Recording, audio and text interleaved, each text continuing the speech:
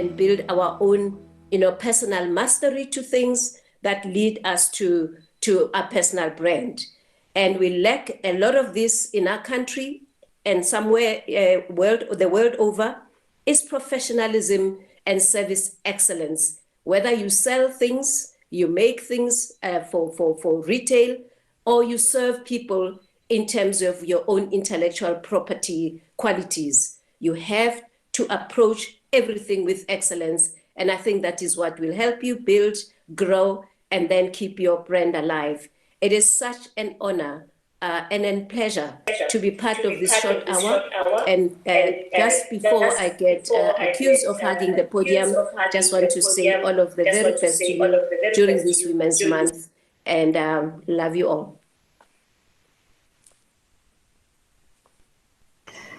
Thank you so much, Mrs. Dolly. We really appreciate those amazing words. And I really like what you talked about, being intentional with your brand. You spoke about the flair, impact, and approach.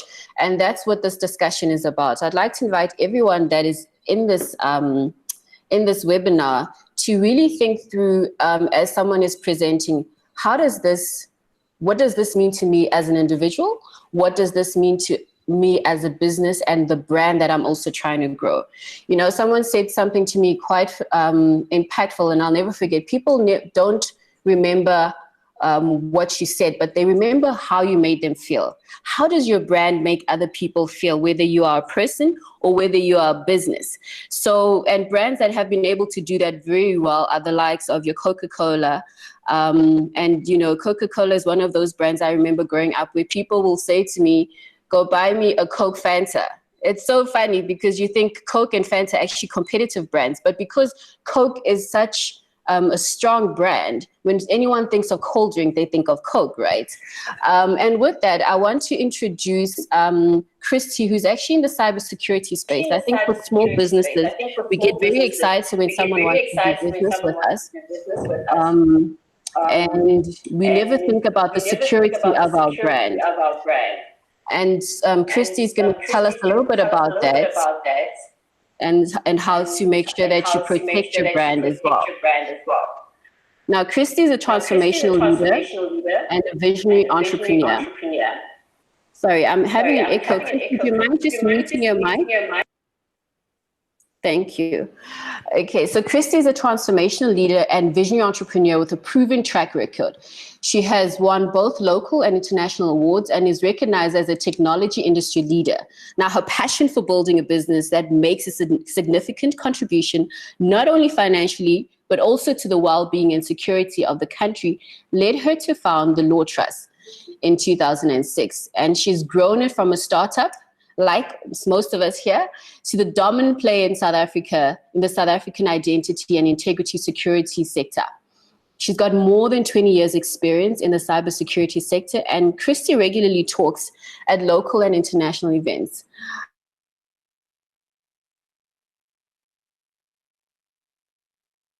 I'd like to go over to you, Christi. I'll mute my mic. Mashuda, can you project the LawTrust presentation, please? Thank you. Thank you very much, Bernadette. And Dolly, thanks for your great words. Your brand is your personal currency, and that needs to be protected at all times. I 100% agree with that. I switched off my video because my connectivity at my house is very unstable today, and I want to rather make sure that you do all hear me. Bernadette, if you can nod, is it all clear? Perfect, wonderful, thank you. So good morning everyone again. I'm really excited to be here today discussing a topic that is critical for all entrepreneurs and business leaders. Keeping your brand alive definitely means keeping it safe. There are many ways for hackers to destroy your brand and your business without directly attacking your website. They can spread misinformation, conduct phishing attacks by posing as your business, or misuse your products and services. And ultimately, they create huge brand and reputational damage. All of these can be treated as cyber attacks on your brand. Next.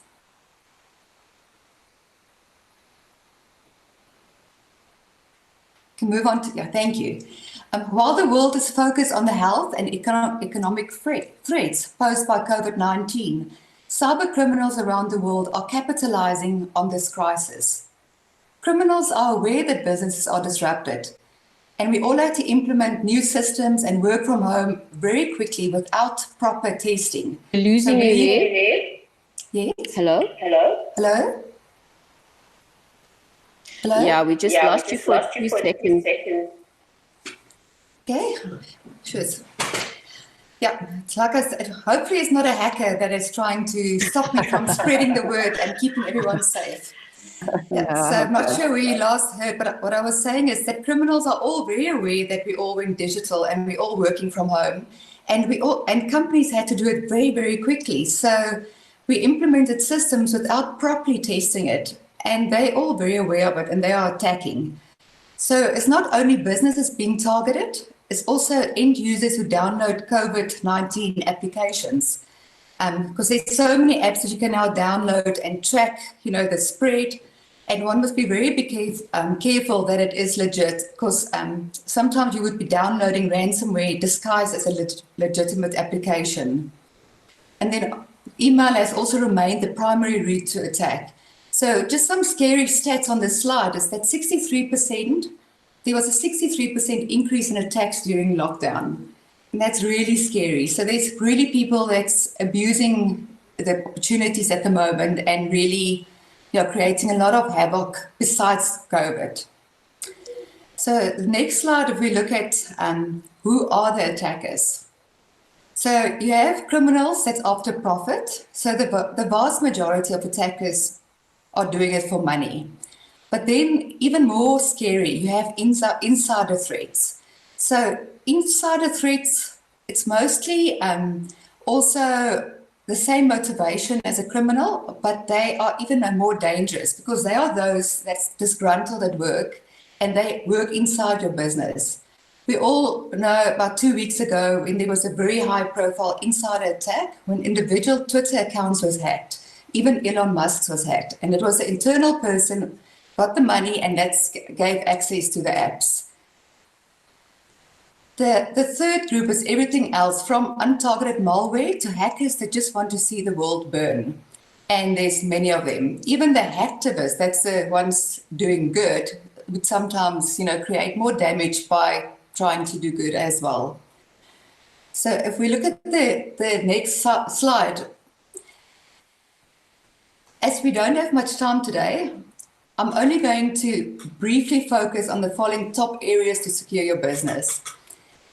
Next slide, please.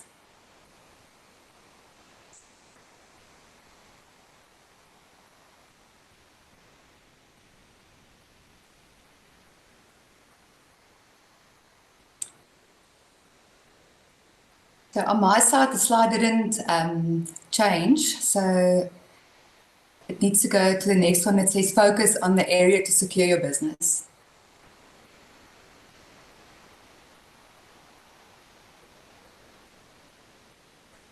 While we're waiting for the slide, I'm going to just talk through it so long. So the focus areas that you as an entrepreneur can look at that's not going to cost so much is create awareness programs, do your software updates, protect identities, digital signatures, and plans to recover from a hack. We're all adapting to working from home and the circumstances. It would have been much nicer to be in a room all together and present and can see each other, but we're going to make do with how it is.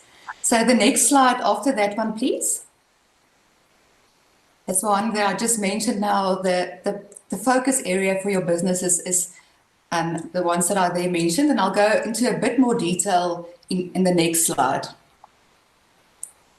So probably the cheapest and most effective way to stop or to prevent cybercrime is to actually have awareness training sessions in your organization. Create awareness sessions to educate your teams on the different attacks that they need to look out for. So just the major ones are both phishing and spear phishing attacks. So that is when an attacker forges an email to appear from a credible source. So the email gathers private information and then will attack you by email that looks very legit. The next one, weak passwords.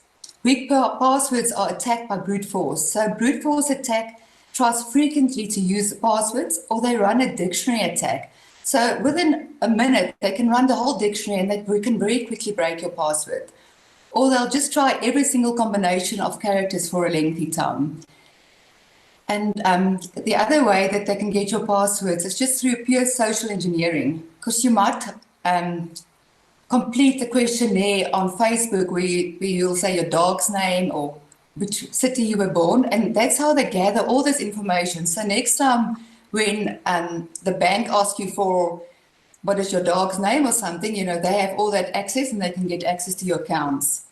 And then the other big dangerous one is ransomware. Ransomware has been the biggest cyber threat to enterprises in recent years. Users are tricked into clicking on a link or opening a Word file with a macro malware simply because it's attached in an email and it looks legit. Once clicked, the malicious software is installed and that infects your whole computer and display messages demanding a fee to be paid in order for your system to work. So the hackers would basically steal your info, encrypt it, you can't get access to it, and then you have to pay them mostly with Bitcoin to get your information back. I have a client that last week Saturday or Sunday evening phoned me in a dire strait, a very large supply and delivery company, and they had this incident. And they have 2,000 people, IT managers and security specialists, and they had a ransomware attack. So I think especially small businesses must be really, really careful. How you protect your customer data and your systems. So the next slide. That's why the awareness training is really critical, and it's a continuous process. Incorporating a culture of security is essential to any modern organization, and a company-wide security awareness initiatives help foster this. Users need to be taught to be streetwise and apply some cyber savvy. Putting up posters and teaching them to say, don't open emails that are too good to be true, or don't blindly follow links to a website.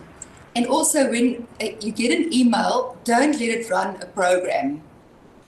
Normally when it had an exe attached to it, you have to stay away and exit and delete that immediately. So the next slide is another critical area that's also, if you have IT personnel, is something that you can ask them as well, is doing your software updates. You'd be surprised, but IT doesn't always patch the systems.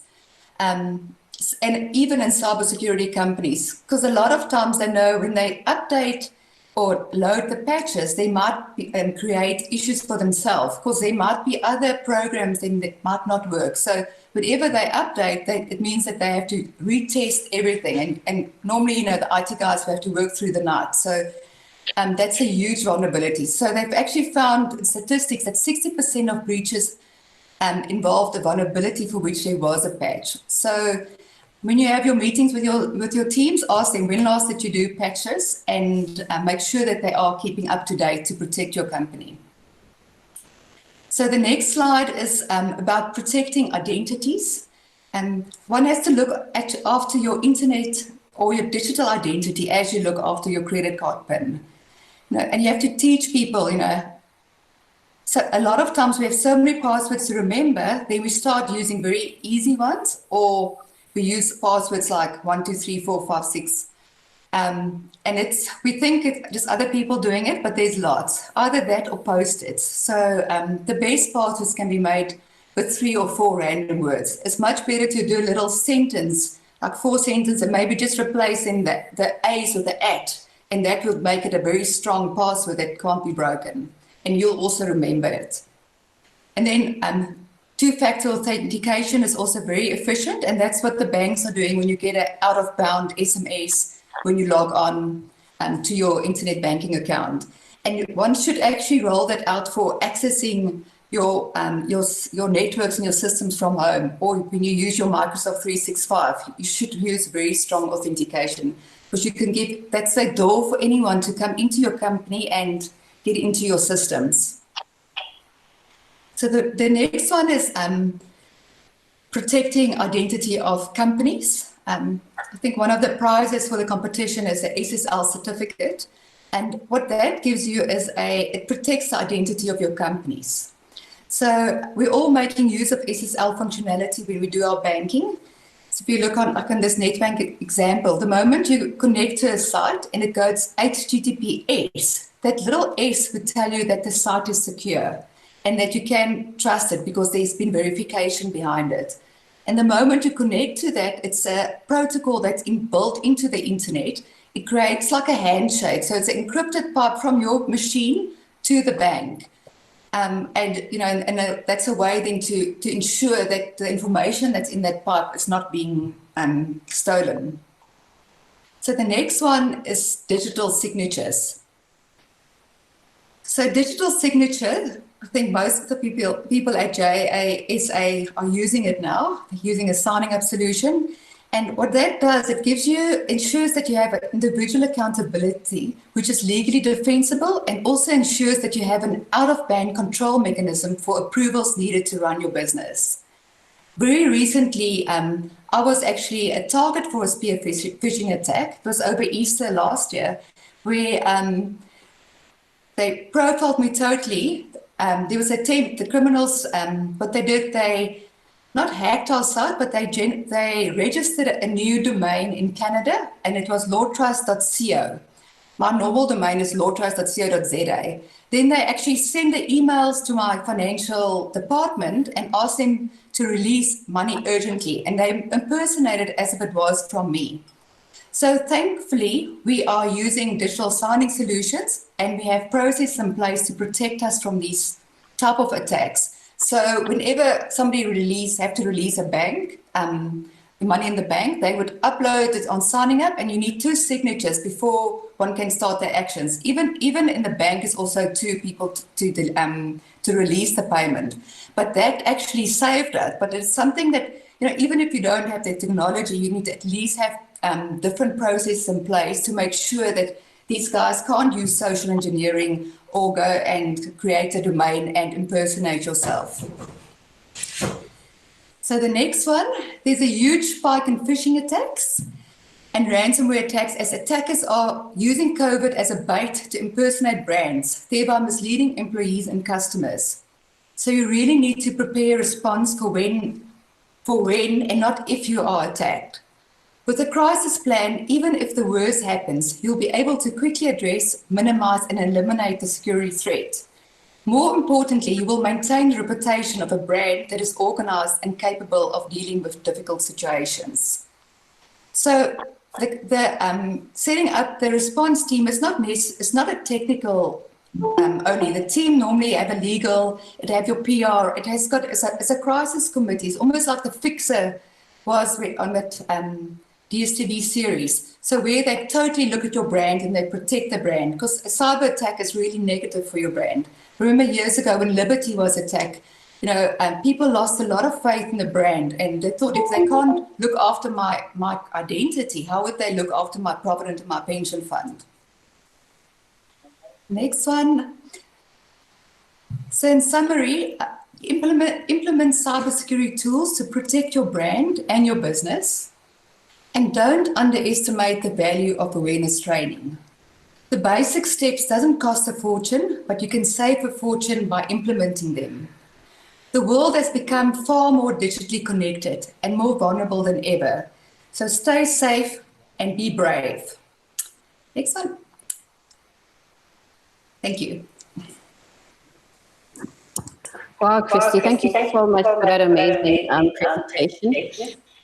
Before I move on, I want to ask if there's anyone who has any questions. This is an important discussion, and if you have anything you want to ask, this is an opportunity before we move on. Yeah, and anyone is welcome to reach out to me and send me an email, and and I can also respond if you wanted more time with me. I'm happy to assist. Thank you so much. Okay, so yes. I'm not sure what the functionality is. May I add something? No, please go ahead. Morning, ladies and Women's Month. We get to be fed on purpose for the next 30 days. So, Happy Women's Month. Christi, using the same password across many different properties on the net, I'm assuming that's a bad idea, right? You're mute. Thank you. I was muted by Bernadine. So if you, I don't know if you remember, about 2 or 3 years ago, there was this Addison Madley attacks. So that's where it was a porn site where people actually connected, and the hacktivist actually then attacked it, and they exposed all the username and passwords of everyone that visited that site. And what they found there, so somebody would be working, say, KPMG, and they'll use their KPMG email address and the password that they use at work. So then it was so easy then after that to get into so many companies, and so many companies were breached. So I think I have about 5 different passwords that I use, and I know depending on the, if it's a Facebook or, or on the sensitivity of it, I do change the passwords all the time. And I know it's very difficult. Eventually you can't remember all the passwords, but there is some applications that store it securely for you. But I would definitely not recommend using the same password for all applications. And also change your password once a month. Try and do it. It's very good security hygiene. Thanks, Christi. Thanks for that awesome question, Dudu. Now, before we move on, I wanted to thank everyone who sent the entries. There's amazing prizes to be won. A laptop, website builders, data, the Ikoka POS machine. So it's amazing prizes. I just want to go through the list of ladies who've actually sent the entries, and after Beth talks, we'll be able to announce our winners. So just give me a second there. We'd like to thank everyone who sent their entries, and thanks again, ladies, for participating. This is our first webinar, so we're excited and we're a bit nervous, but I think we actually are off to a good start. So we've got Abigail Marcella, Annie Jacobs, Bangite Banginele Kwinda. We received your entry. Boitumelo, Prudence Kleta, Gilebohile, Ginelwe, Mohadi, Refilwe, Zenande, and Zintle. Thank you, ladies, for entering our competition. Towards the end, we will be able to announce our winners. But before that, I want to introduce our next speaker. And Mashud, if you could just do the honors of projecting Beth's image for me, please. Yeah. Thank you. Now, Beth is the founder of Rebeth Wines and an award winner of Silicon Valley Startup Grind Rising Star 2018. Beth Malatji is also the author of Bootstrappers Life-Saving Hacks and an easy-to-read practical book about business process automation. Her entrepreneurial journey started when she founded the Wealth Ladder magazine. Now, that's an online interactive publication which focuses on entrepreneurship, startup success stories, financial literacy, and wealth accumulation, which was later sold to another media house. Beth has interviewed CEOs, business influencers, and decision makers. In 2017, Beth took over the role of chapter director at Startup Grind Johannesburg, the largest global independent startup community founded in Silicon Valley, which actively educates, inspires, and connects over 1 million entrepreneurs in over 300 cities, and it's powered by Google for entrepreneurs. Now, she's interviewed amazing business leaders from Vusi Tembegwayo, Marnus Brundrek, Shakes Motsilili, Rapeleng Rabana, Lebu Gunguluza, and Johanna, and many more. I'd like to hand over the mic to speak to Beth, who'll be talking to us the importance about having an online presence. The other thing that this profile didn't mention is that Beth is also the local rep for GoDaddy, which is an amazing platform for website builders, and she'll be able to speak to us about why going online through a website would be able to grow your brand. Beth, over to you. Hi, Bernadette. I didn't know you were going to read the entire profile. I should have just shortened it for you. That's an amazing profile. No, I didn't want to hear. I didn't want to listen to any of it.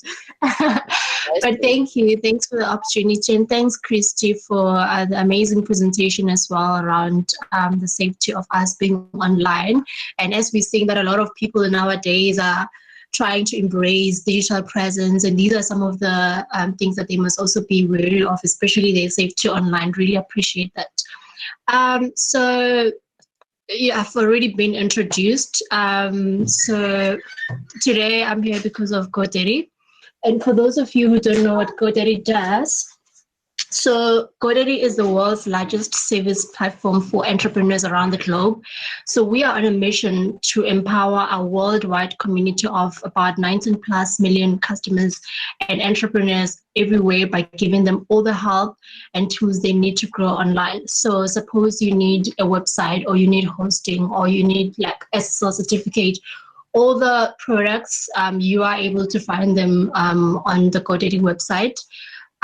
We have expanded in South Africa in 2019, and part of our expansion was to educate people around the importance of digital presence. And I do workshops on a regular basis, just literally teaching people on how it is to create their own websites and how easy it is that you don't even need coding skills. You don't even need to be a designer to be able to, or you don't even need coding experience to be able to design a website by yourself. And it literally takes less than an hour. So if you're interested in that, I can leave my details. And then for the next session, I'll invite you. It's free of charge. All you do is just pay for the plan if you choose to go for the products that you want.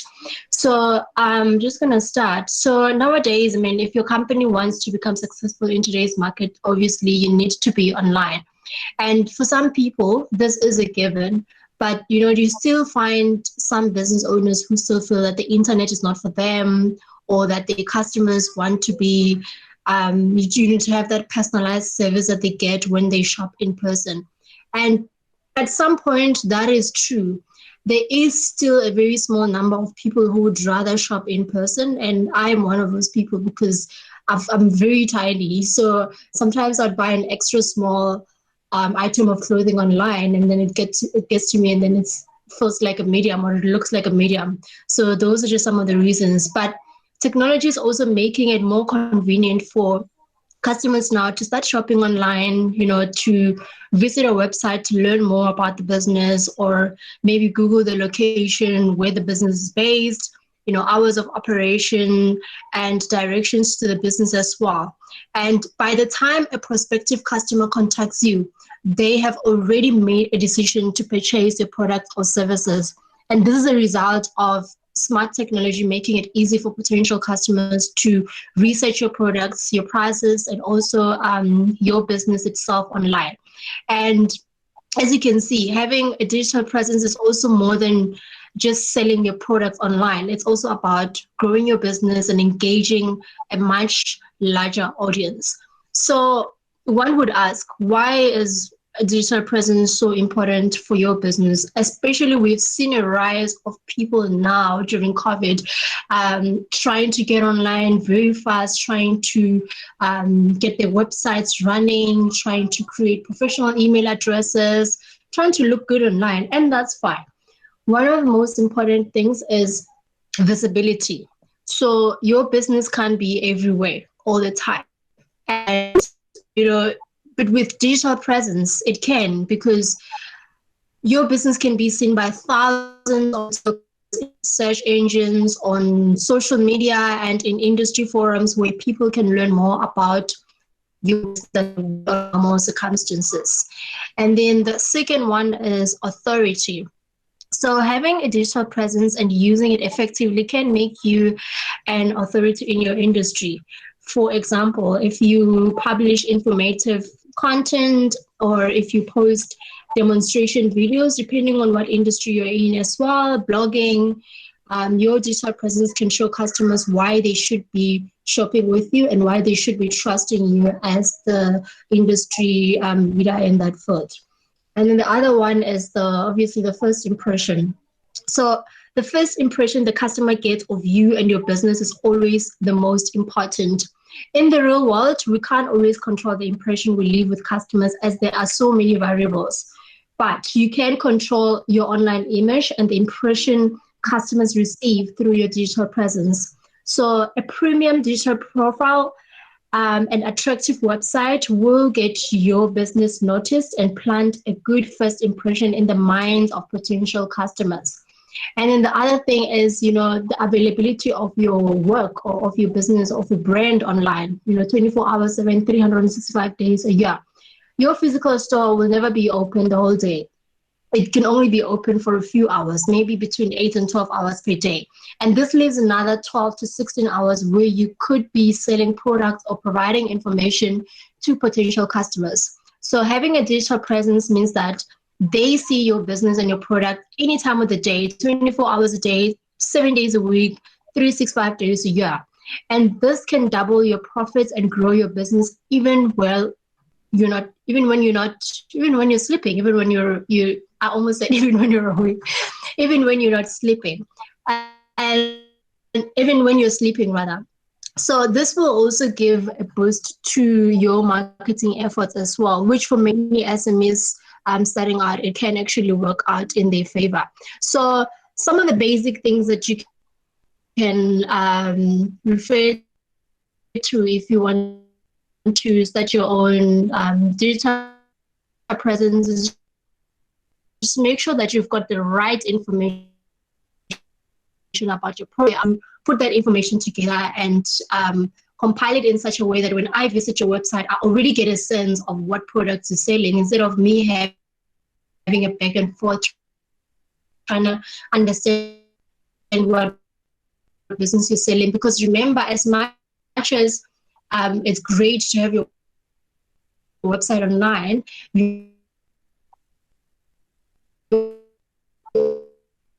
question. Sorry, Beth, we're losing you there for a few seconds. You said as much as it's good to have your presence, your website online. Yeah, as much as you've got your presence online, you need to make sure that when somebody visits your website, there is what we call to actions. So I must be able to see the type of products you're selling. If you're selling any product, if it's a service, you must clearly stipulate what services you're selling so that there's no back and forth between me and whoever that's answering the line, so that I can just make the decision right away, because there's so many competition online and there's a lot for people and say, hey, please check my website, let me know what you think. Does it really speak to you as my target market? Does it sell what it says it does? And can you be able to even get business out of it? Make sure that you put all the information there, like your contact details, your email address, your physical address, if you do have a physical address. All the services are stipulated. If you want to be putting pricing and all that, you can also do that instead of this whole dear me for pricing, because that minimizes back and forth between you and the potential. If you can't afford photography or professional photography, take advantage of platforms like Pixabay. All you do is just attribute to the photographer, or you can even donate to the photographer if you want. And just keep blogging as well. Send out as much content as possible across others. Like, I'll just give you an example with the business that I'm in, the wine and coffee. It's a more visual, so it wouldn't really fly on LinkedIn, but like on Instagram and maybe Facebook, that would fly, and maybe Twitter as well. So you need to also promote it in platforms where your audience is. And then after that, just literally just keep on polishing it, keep on working on it, keep on updating content as well. Just as long as you're not bombarding people with so much information and so much content, just moderately. So just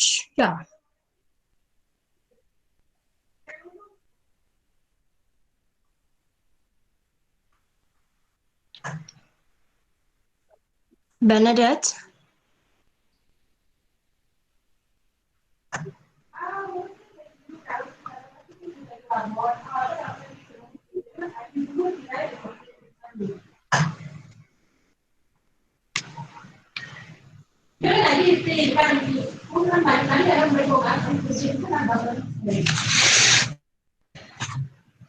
Hello?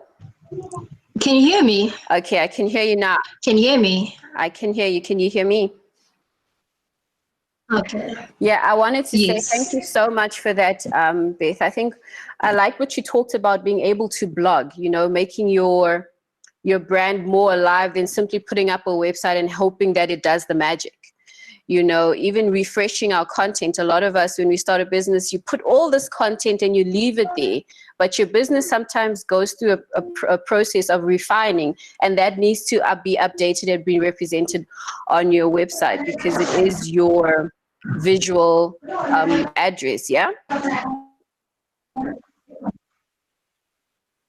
The other thing that Beth touched on was going to the platform where your audience is and being able to tap into spaces like your Instagram. There are some businesses that they're not Instagram businesses, guys. Mining businesses will not do very well in a business in an Instagram platform. But if you in your consumer space, where you either selling clothes or you're selling fashion, that is definitely the place, fashion and food, that's definitely the place you want to get into. Before I move on, I wanted to just give the hashtag, and I moved through this after Christi had spoken. Our hashtag is platforms of opportunity. So if anyone is on Twitter and you're active, please do so. But before we move on to Zama, who's our next speaker, I'd like to ask if anyone has a question for Beth.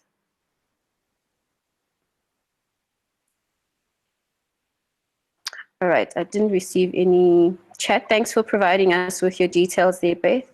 And also, guys, I encourage every business to go onto the Startup Grind platform. They have regular events as well. We collaborate a lot, and they have amazing events for startup businesses. Seeing that I don't have any questions, okay, the hashtag is platform of opportunity. Let me just put it in there. Thank you for that question, Charmaine. Let me just put it in.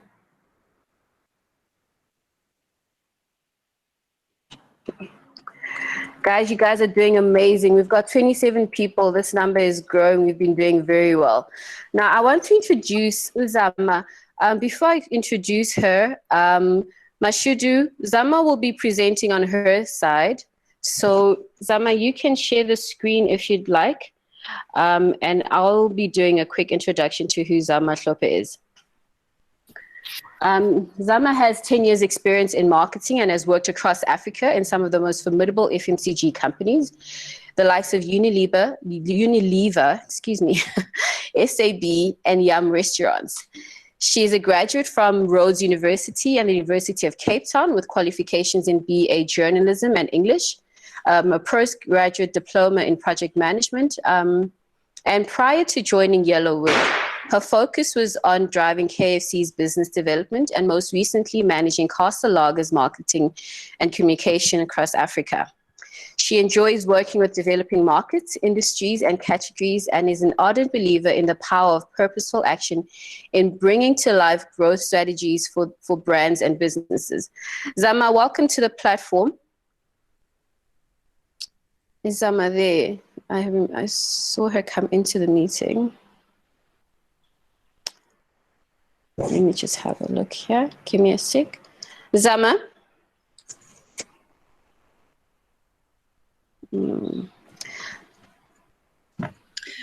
While we wait for Zama, Benedict, I think there's a question from Mrs Dolly. Okay. Thanks, Nelly.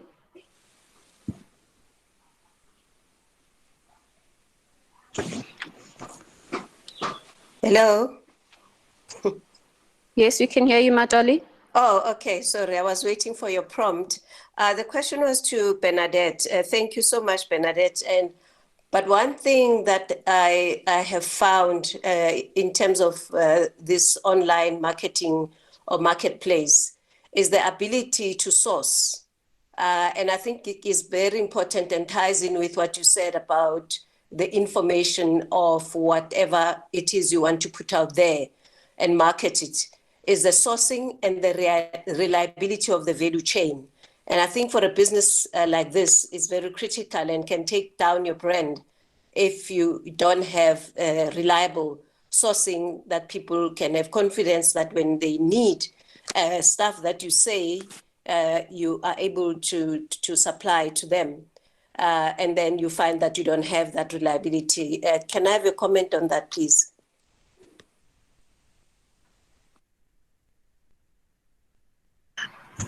Ms. Dolly, was that for me or for Beth? Beth, are you still on there? Yes, I am.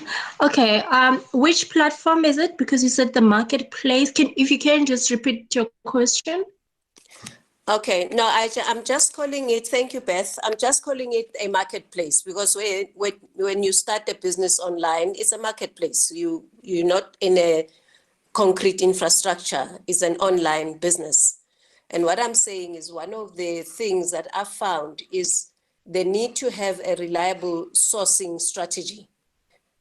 When you start advertising, whether you do it by blogging or those means that you shared with us, if your sources are not reliable, then you most often find that you're selling something to people that is not available, and that can take down your brand if you don't secure those sources and the quality of the merchandise.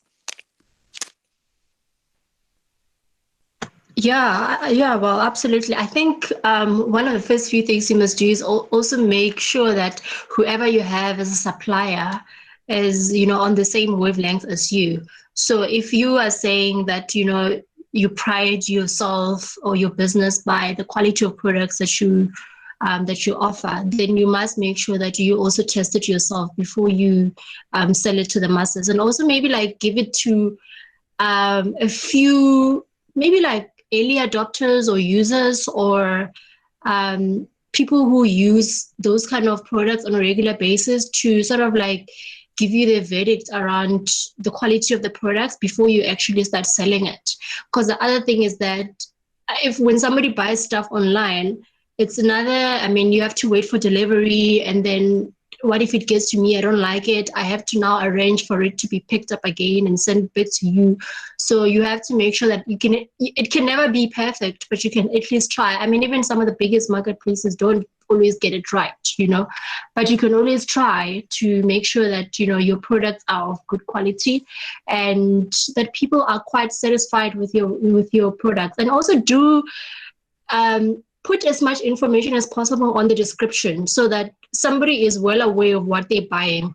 I once saw a comment on a bread bin. I think it was sold at one of the mainstream stores, and a lot of people were complaining that it looks like it's glass, but it's very plasticky. But the description literally just explained that this is not glass, this is plastic. So those are the things that you must be careful of. And also reviews as well. Let people review your products if you are quite confident that the products you are offering are of good quality, and that also helps other people to also make a decision if whether the product is worth buying or not.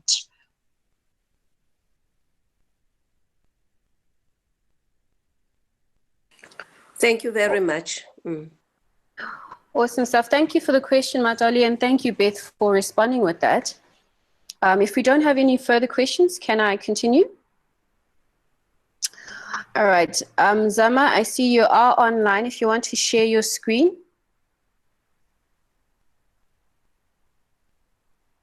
Sure, just give me one moment. Thank you. Okay. There we go. Super. All right. I'm hoping everyone can see what I can see. Yes. Fantastic. Hi, everyone. My name is Zama Hlope. So I work as one of the strategy directors at a brand consultancy called Yellowwood.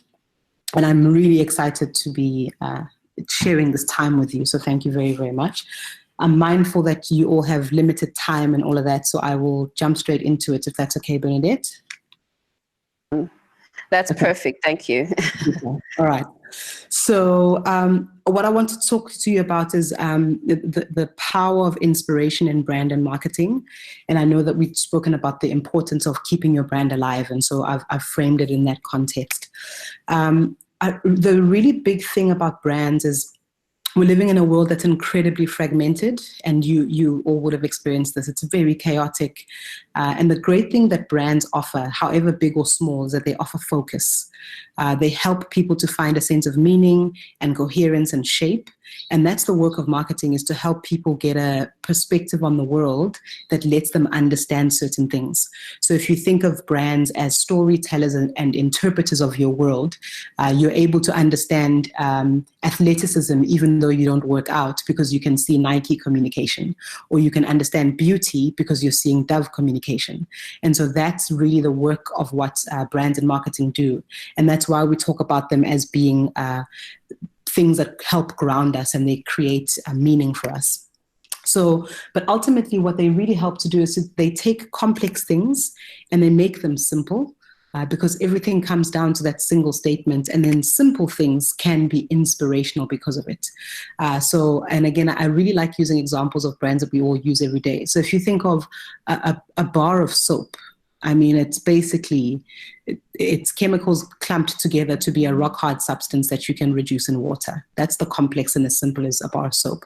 But the inspirational is the story of self-esteem that Dove tells. And so every time you're using the product, it's not just about I'm using a bar of soap.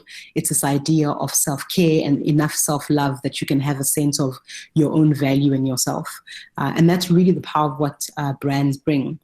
And they help us to do some really great things. And it's part of the reason why I think whenever you are talking about what to do with your brand, whether it be a product or an idea or even yourself, it's the ability to unlock the capacity to do really, really great things. And so we all know the really great brands, everything from Apple and Steve Jobs to Dove, Amazon, Nike, and Discovery, that they can change the world. And if we look at the way that these brands, and these are just some of the brands, have really reshaped how people view the world, this is absolutely true. But also if you asked any Instagram influencer, brands can change your world.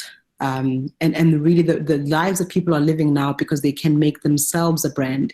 We can project who we are in the world with a lot more clarity, and we can decide that this is the image that's associated with me. This is the scenario, the sound, the visual. It really can change the way that the world sees us. But often it can feel like you're kind of drowning underwater and you're just holding on by a thread, because a lot of it is theory, a lot of it feels big, a lot of it has to do with perhaps feeling like you need the most money to be able to do it. But I like to think of it, whether talking to a brand or talking to an individual, about knowing your story. And when I say story, it's not about where you are from necessarily, or certainly it's not only about that. And for me in this instance, and I'll use myself as an example, I'm Zulu born, raised in Durban, in Lamontville, and so that's my geolocation. I'm a Black female of that kind of background. I studied journalism and English. I went to Rhodes. I've studied at UCT. I've worked in businesses that are multinationals and all of that stuff. I've worked across the continent. But my story is actually the story of me and my people. It's a story of the people that I love, the things that I love, the people who affect me and who motivate me to do things and to reflect a version of who I am that is the most positive and the most constructive. So when you ask me what my story is, you'll seldom hear the bits and pieces about where I'm from and where I started, but you'll hear me talk about the significance of my relationship with my mother, the love I have for my siblings, my nieces and nephews, the way that I relish my job, my love for Beyonce never is left out. But that's really what stories for brands are about. And the really important thing in that is it's important to acknowledge that that inspiration can come from anywhere. It doesn't only have to come from one place. It doesn't only have to come from a product. And the example that I wanted to share here, and I'll actually ask Bernadette for you to share these videos. I've got 3 of them. But this is the story of the Olympics. Now, I don't know if anyone has remembers or actually even played high jump. And the way that we high jump now is everyone will run up to the pole and then flip backwards. But that actually only happened for the first time at the Olympic Games in 1968 with the Mexico Olympic Games. Before that, everyone used to jump forward. They would get to the bar and then they would jump forward with their legs. And the really interesting thing here is that the person who changed how we now see high jumping was an engineer. He wasn't really necessarily an athlete. He just got into the sport. And for him, the logic of it didn't make sense. His body didn't move forward in the way that everyone else's did. And so he changed the way that he did high jumping because it was much more natural for him. And it's really important because when we now think about high jumping, we can't imagine someone running up to the bar and jumping forward. And it's really important to remember that that kind of inspiration can come from absolutely anywhere. It doesn't always have to come from the same place. And I'm always very inspired by the story because it reminds me that even the things that are instinctive for me and are instinctive in responding to a brand and in building a solution can be useful in that sense. I just want to play this video for you. October 20th, 1968. The location was Mexico City. All was normal until a gangly 21-year-old civil engineering student in mismatched running shoes did this. That man's name was Dick Fosbury. And although it may not seem unusual to your eyes now, in 1968, it was revolutionary. On that day... Okay. Right. So the other thing that we've got to remember is that source of inspiration and that story can change. It doesn't have to stay the same. And one of the funniest examples I think of is Legos. Right? They started off as these little blocks that we've got and people, and we used to play with them as kids, but it's become a movie and there's been more than one movie made. But the idea that stories can change and the way that you show up can change in brands is really important. Even if you look at something like Ukhozi FM, which growing up is probably the most patriarchal, traditional basis of any expression of Zulu people. But if you look at the way that the radio station articulates itself today, it's alive and well. It's helped people deal with issues of conservatism and really found a way to integrate everything from transgender normative discussions to gender equality to all of the things that are normally part of what is limited about traditional beliefs. And even if we look at the fact that some stories should change, and this is probably one of the world's most eternal stories, and that's James Bond. I mean, we watch this movie every single time it comes out, but we know exactly what's going to happen. 007 is a notoriously vagabond kind of man. He's great at everything. He's got his tools. He's got a hot car. He's got beautiful women around him. He's going to fight someone to save the world. We know the story every single time, and yet we still watch because they find ways to change it. And most recently now, they're dealing with the fact that women can't just be objects in a James Bond film. They can be pivotal storytellers. They can be a big part of what changes the story. And so you're seeing the evolution of a brand in that sense from a 007 perspective, including the debate about whether or not 007 should still be a white male. And that's a really big part of this idea of what brand being kept alive looks like. The other thing that's really important is to accept inspiration from everywhere. And often this is really about how the first and most important thing is not every case is for you. And similarly to there being many fruits and not everyone loving every single fruit in the world, it's important to be open to that fact that you will see wonderful examples of brands, but it doesn't mean that that brand story or that technique is applicable and useful for you. And it's really important to be okay with that. So if you, for example, this was in the UK, KFC had run out of chicken. And they basically put this in the front page newspaper.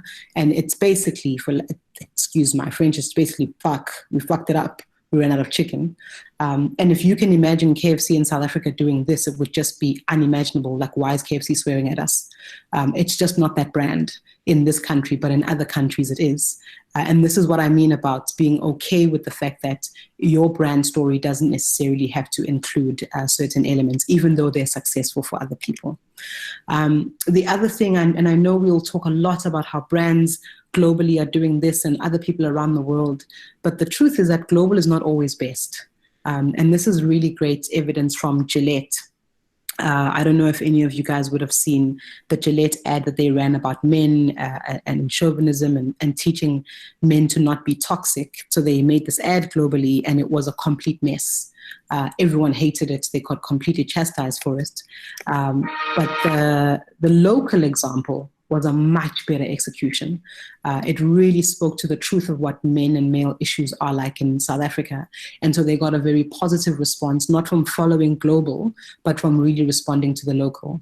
And I think that for me, that's always such an important thing, is when I always try and remind myself, when I see something great come out of Europe, or I see something great come out of the States, or even South America, I think to myself, it's great because they're actually true to themselves. And so what can I do that is true to me and my reality in that same context? And this is the South African one. So the last bit for me then is just how can you make inspiration work? And the first thing is that it's not magic, guys. It's not Harry Potter magic, something that other people know and you need to have spells and all that stuff to figure out. It's really about the devil being in the detail. You've got to know all the parts of your brand. You've got to know all the parts of your business and why things exist. I think that's probably one of the most important things. Is if, let's say, for example, you're making a clothing brand, why do your clothes have pockets? Why do they not have pockets? Why are they placed where they are?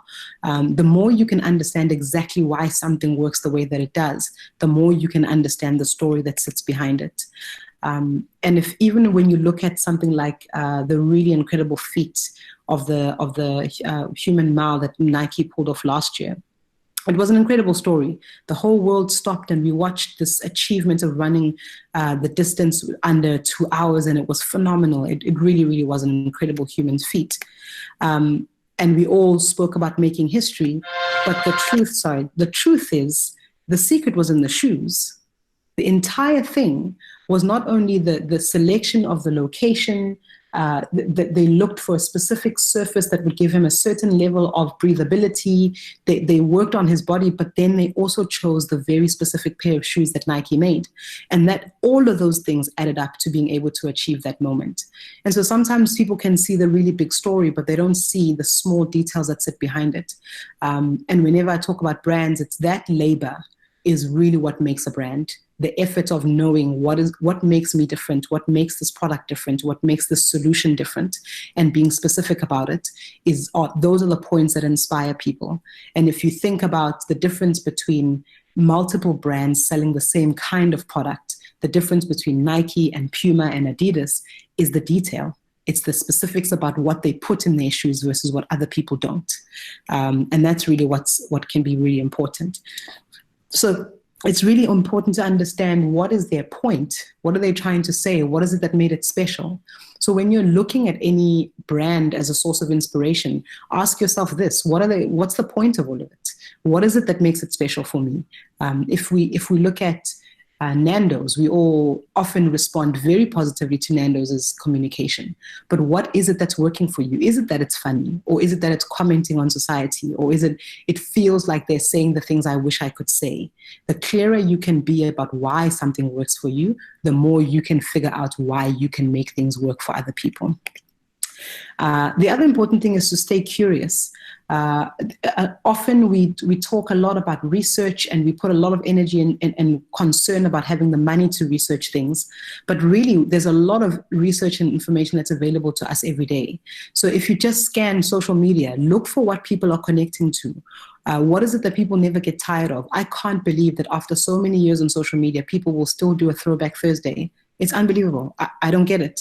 But that's something that people connect to, the idea of memories, nostalgia, remembering the things that made them happy at a certain point. What are the things that people say have artistic value? What do people laugh at? What do people celebrate? What is rare and surprising for you? And what is it that moves away from the obvious? Every single day that you are on a social media platform, that is a day of research, if you choose to see it in that way. You don't have to necessarily worry about having enough money to sample everyone. If you can watch what other people in your target audience are doing, you can figure out the things that would motivate them, and then you can make them a part of what your brand solution looks like. The other really important thing is to share your findings and test your opinions. It's really interesting the way that the successful brands are the ones that participate in a conversation. They get involved, they debate things, they disagree, and it's good for us to have an opinion. So on your own social platforms, have an opinion on things, specifically to see what other people's responses to that opinion is, because that is also a form of research. Test your opinions, test your views on the world, and if you find that your views are not well informed, change them.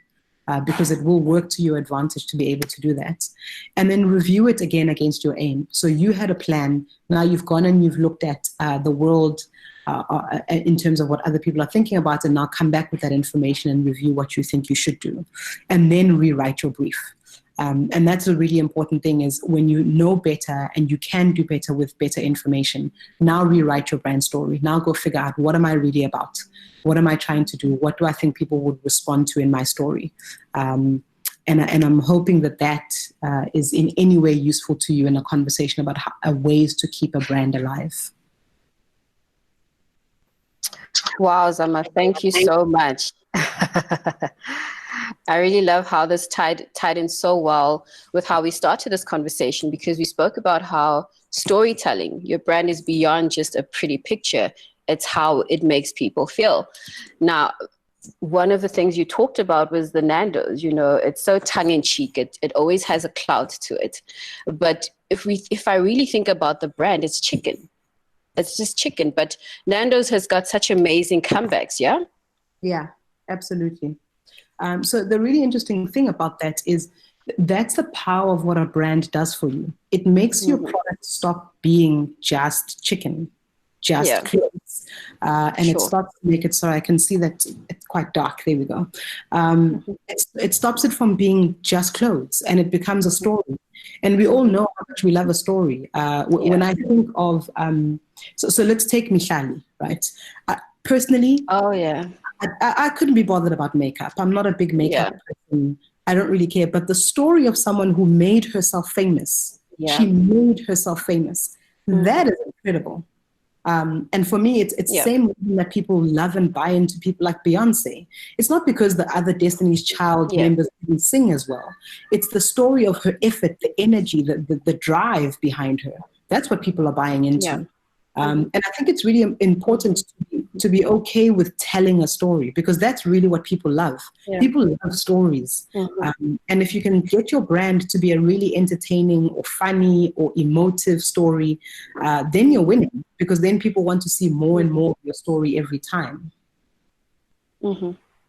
Yeah, and I also like what you touched about, Zama, of having your local story. I mean, you know, I've dealt with some brands who want to go into other markets and they just want to do a copy and paste. But there are different stories in different contexts, right? So one has to be very aware of that. And you also spoke about putting out an argument and then seeing how people respond to that, and also adapting. You know, you talked about, if you know better, do better. I think a lot of us go in, you want your business to work, this is how it is. But a lot of the times, by engaging on these different platforms, whether it be a Twitter, you get to see that people want something different and be responsive as a brand, yeah? Absolutely. I mean, one of the best examples for me, so I was working as a brand manager at KFC, and we were expanding the business into different markets. So we were going into Nigeria and Ghana, and we got there prepped and ready, right? Because it was successful in South Africa. So absolutely, who doesn't love chicken? What Black people do you know that don't love chicken? But the first couple of years were a torture because no one bought. Right? We built these incredible stores, and they were monuments to architecture. They were beautiful, but they just weren't great. And it wasn't responding to what people wanted, until we learned that the menu in West Africa, if you don't have rice on the menu, why are we eating? And so all of a sudden, KFC had to make jollof rice. And it was partly that openness to listening to what it is that people eat here. There's no debate in Ghana about the mash and gravy. In South Africa, it's like a never-ending debate. Do we like the mash and gravy or not? There's no debate in Ghana because it doesn't exist. And so those are the kinds of things that I mean when I say the responding to the local is important. So in our context, there's a lot of things that bother people, that people like, or maybe they don't like. And there are, and that's why I keep saying, you don't even need a big body of research Just listen to what people are complaining about. If you happen to still take public transport, just listen to the debate in a taxi, and you'll hear so many of the opinions that are the problem in our country. If you're in a train, listen to those stories, listen to what people are complaining about, entertained by. And I think the best brand people are the ones who are curious about people. And the more curious you can remain, the more likely you are to succeed, because you know why people are doing the things that they're doing.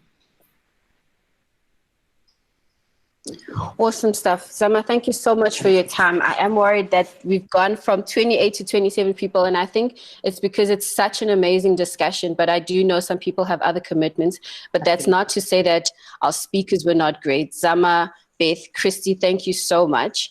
Now, I'm going to move on to something before I hand over to our MD. I know she's also got somewhere to go. But before I move on, does anyone have any questions? If you do, you're welcome to email me, and I could always forward it to Zama, Beth, and Christi. And I think it's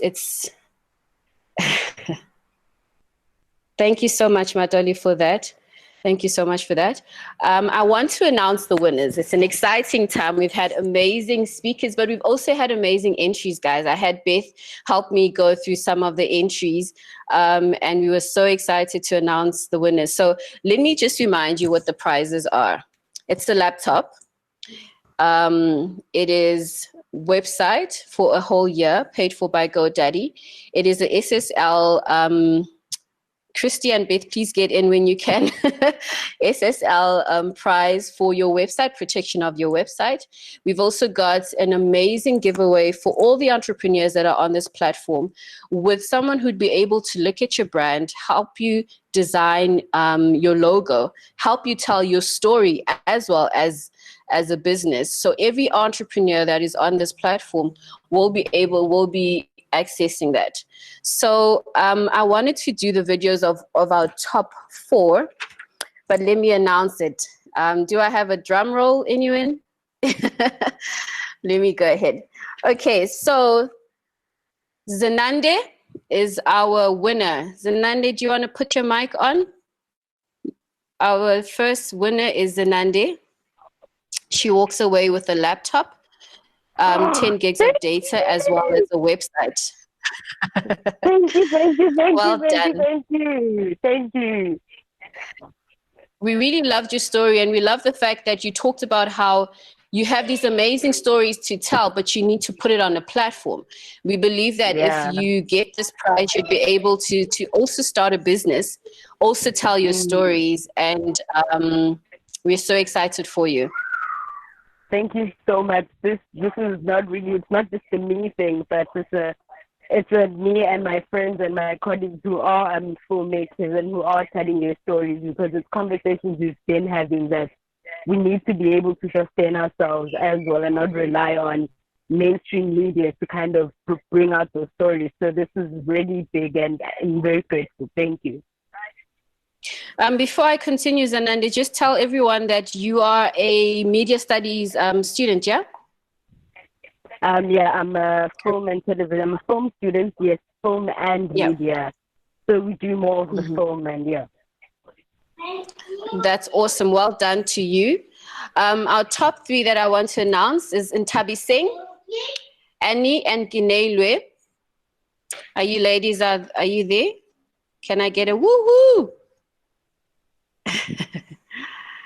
Ntabi Singh also walks away with a website, and you walks away with the website as well. Gineilwe, you walk away with the Ikoka POS machine. And also like I said, every entrepreneur will be able to get their story, to get the business hamper, which was actually sponsored by one of our own alumni. Guys, this is not just about us coming here and doing an amazing webinar. It's about empowering you as alumni. It's about empowering everyone as women, and from not just telling your story as a business, but also as an individual. You are a brand. Zaza, are you there? Do you have something to say for our winners? Zaza will be the one who'd be helping us with being able to draft your profile, do your logo. Zaza, over to you. Yes, can you see me? Can you hear me? We see you. We hear you. I also would like to extend, obviously the entrepreneurs who are taking part today will get assistance from POUT Movement, which is a self-empowerment organization for women, and it helps women from all backgrounds.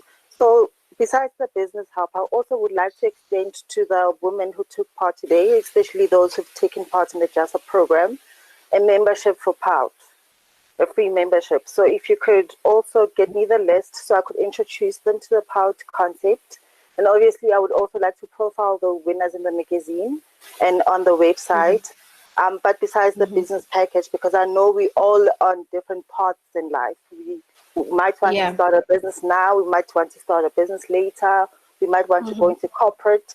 So I think POUT will be able to help the other participants who didn't necessarily win. But I just think by joining this webinar, you've actually won something, and through POUT will help you realize that.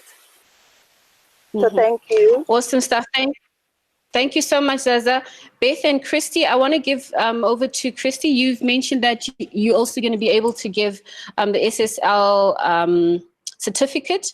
And I say Beth and Christi because Beth is with GoDaddy, and she'll be able to give 3 websites. Give me a second. I'm just muting you, Christi, again. Or if you can just mute yourself. Beth would be able to talk through about 3 prizes for our winners, which are the websites, but she also knows that you can design your own. I designed my own website, and it was such an exciting experience, especially from a brand and marketing perspective. Beth, do you want to talk through about the prizes and give over to Christian how that can tie in? Yeah. Oh, I'm actually glad that you found it easy to design the website. It's really, really easy. Yeah, it is.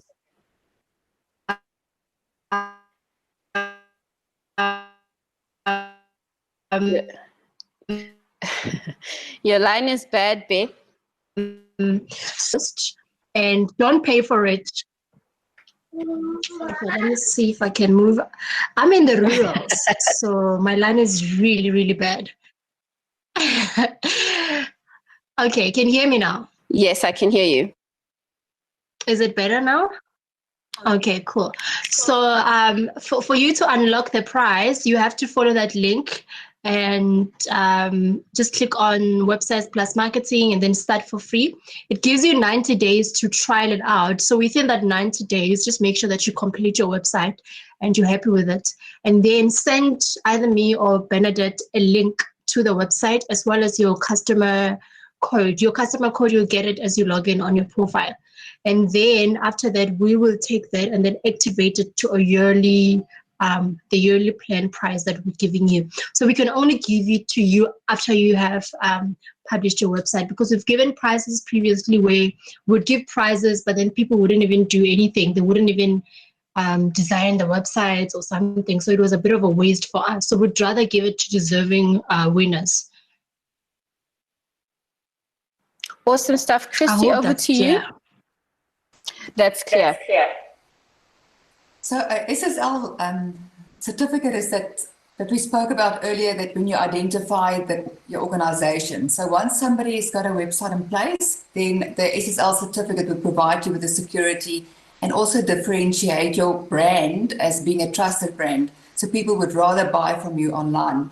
So I'm not sure who the winners were, Bernadette, but I'll speak to you and just get the details and then assist them to obtain the SSL certificate. No, for sure. Thank you so much, ladies. Thank you, everyone that has been able to hang on until the end. We apologize that we've run over time a little bit. But I do think that we had amazing speakers, amazing content. I think everyone would agree with me, yeah? I'd like to just invite my MD,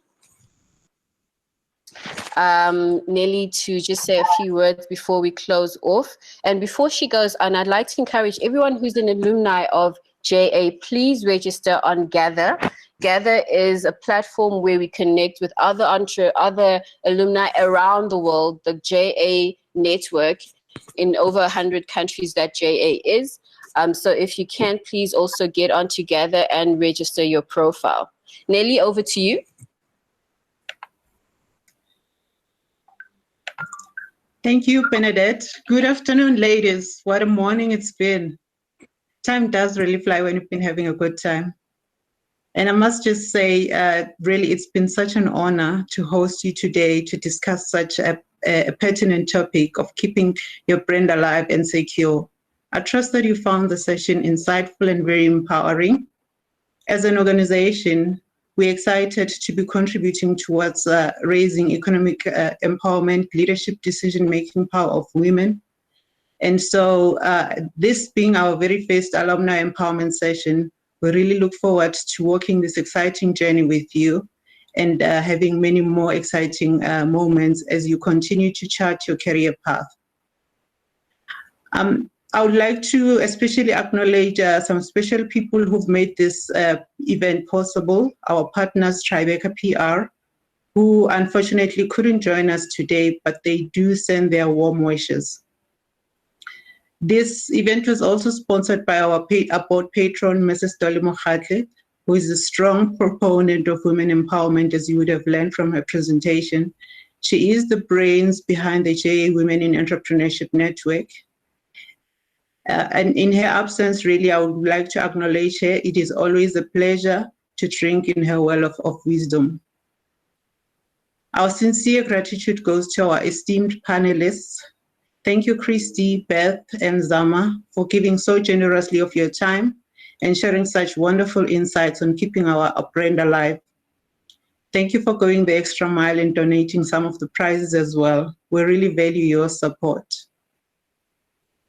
I wish to also acknowledge and appreciate the amazing support of our board. Some of them were able to join us today. And I mean, really, during these trying times when everyone else is so focused on their own survival, we appreciate knowing that you are with us, and thank you for caring and always being there.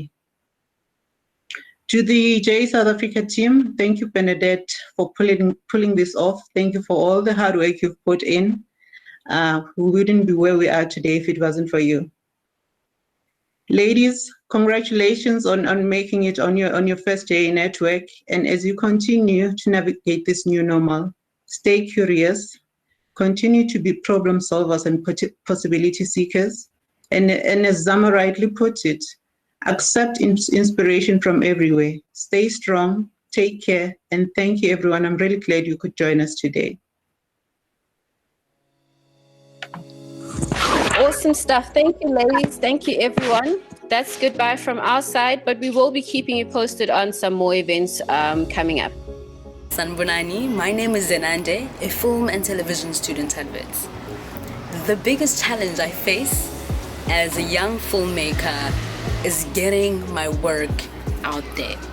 You know, we sit on amazing work, beautiful stories to tell, visually stimulating content of good quality, but the work is sitting with us. The work is not out there with you. It's not shared with you. And that's one of the biggest problems we face, you know, even after the international recognition from film festivals.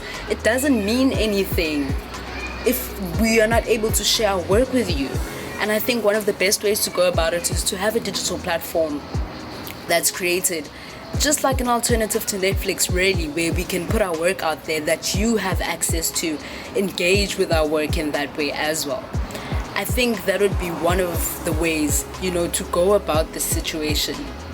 And, you know, as a young filmmaker and artist, it's something I am actually looking into with a couple of friends to create a platform for us, because we can't wait for that platform to be created for us, you know? Yeah, man, thank you so much for listening, and I appreciate it. Thank you.